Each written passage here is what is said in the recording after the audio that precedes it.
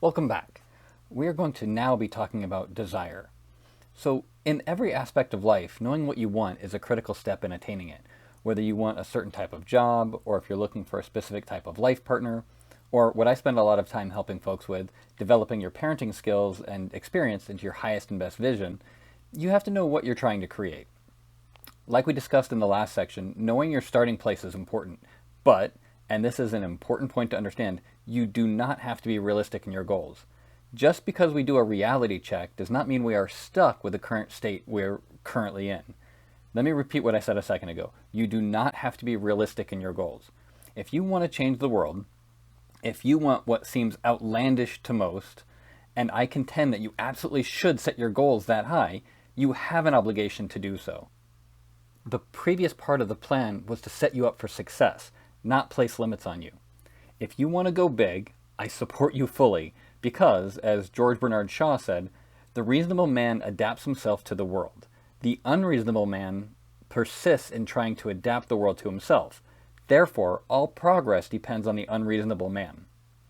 And no matter what the scope of your desire, and I want you to write this down, it is in the having of the goal that makes it attainable.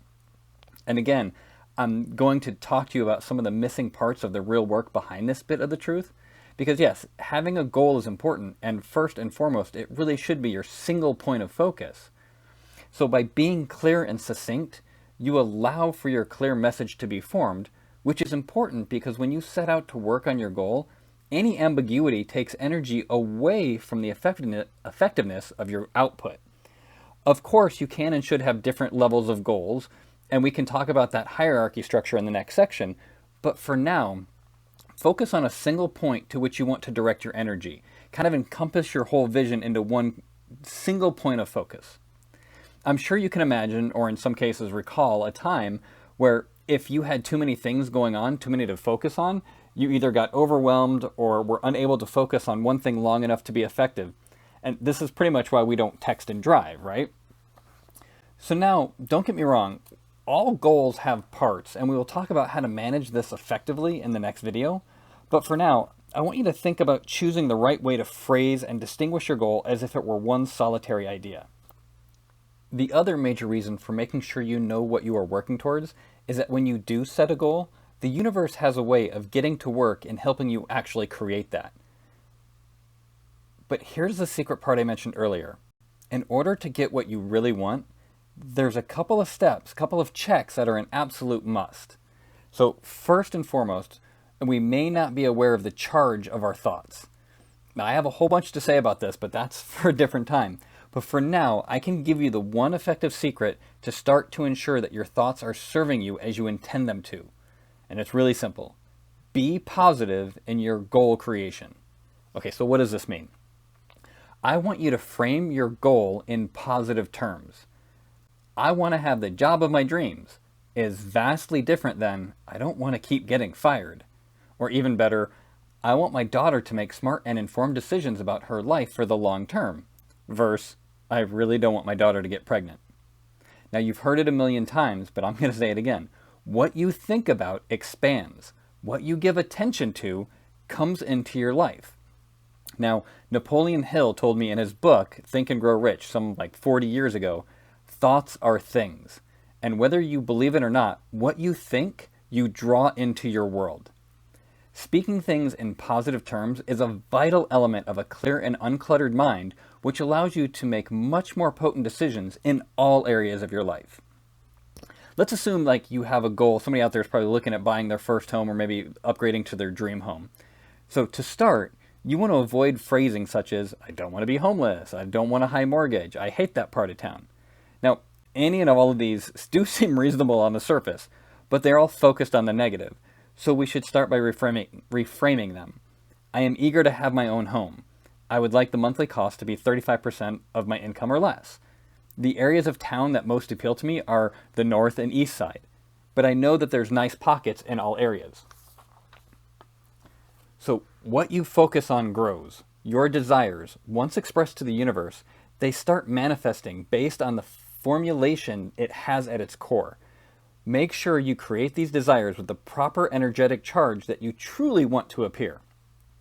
Okay, The second secret is more of a tactic or a tool that you can, and I honestly think you should absolutely use as you create your goals and work on them. You should do this one tip. Drill down on every goal that you have.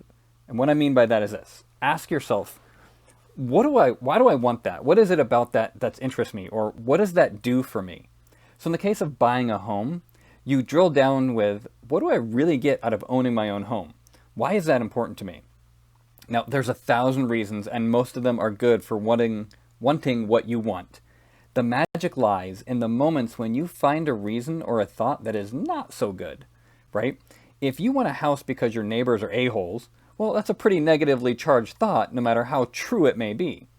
But if your vision for your family is based around a shared space and what it does for you is clear, concise, and positive, then you're charging your goal. You're using that energy in the right way. Every time you do come up with a good reason, drill down a little bit further. Why is that aspect important to you? So here's one example, and this has to do with how I chose to raise my kids. So I've always wanted to raise them a certain way. I had an end goal in mind about what I wanted for them. This is just kind of like a stream of how my drilling down worked. The reasoning for why I did it was because I wanted them to be a good reflection on me. Well, I want them to be able to handle their life and any challenges that come up. I want them to be good, trustworthy citizens, and I want them to be free thinkers, even at the cost of hour-long debates where they throw my own words back in my face. Like, many, many more levels always got me down to, I made a commitment to having children, and it is my core ethic that when I undertake any endeavor, I do it to my highest and best ability.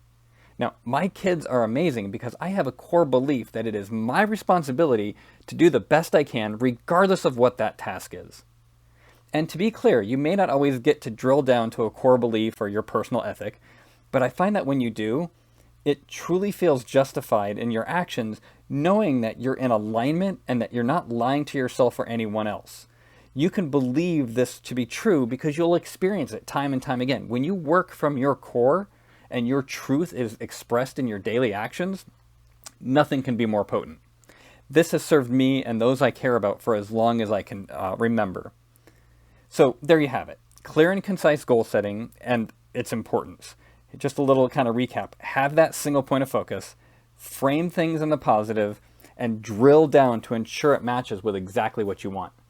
Now, here's a little bonus exercise that I do with my clients. I want to give it to you here just as a little extra. You can and are likely to benefit from having a goal in other areas of your life. I have my clients create goals for what they want out of their relationships to look like.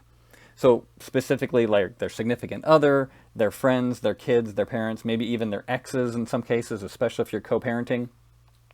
When you do this exercise and you're trying to figure out what you want these people to, how you want them to be in your life and what you get out of it and what you want for them, you can really start to paint the picture of the life that you want.